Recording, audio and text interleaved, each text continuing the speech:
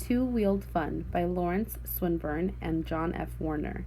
What is the most popular way to travel in the whole world, not counting a human being's two legs?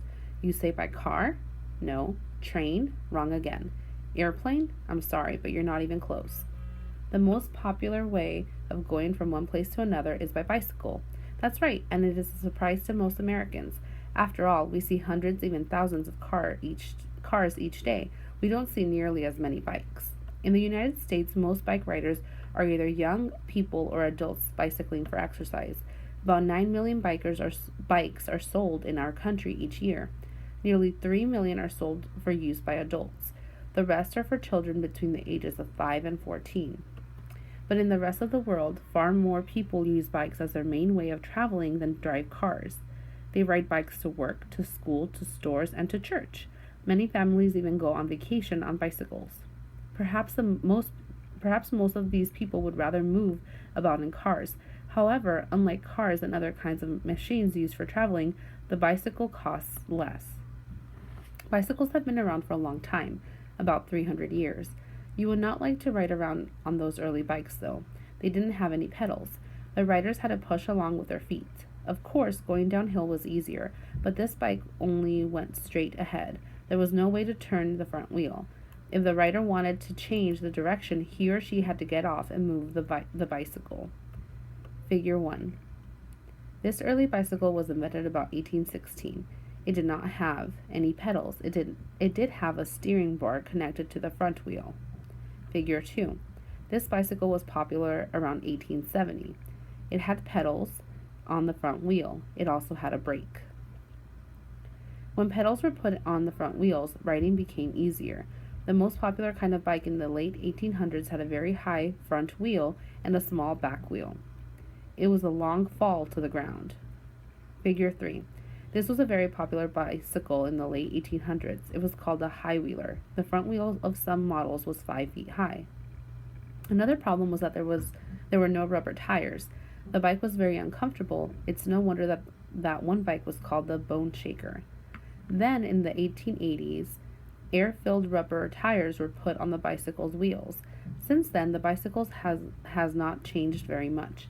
Of course, bikes come in different shapes and colors now, but the main design is still the same. Bike sports. Bicycle racing is a very popular sport in most of the world.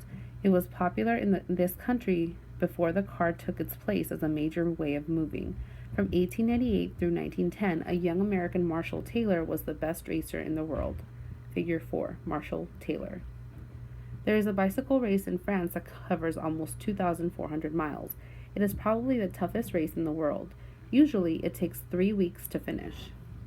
Bike racing is coming back to the United States, but it still has a long way to go to catch up to the popularity it has in Europe. Another growing bicycle sport in our country is bike polo.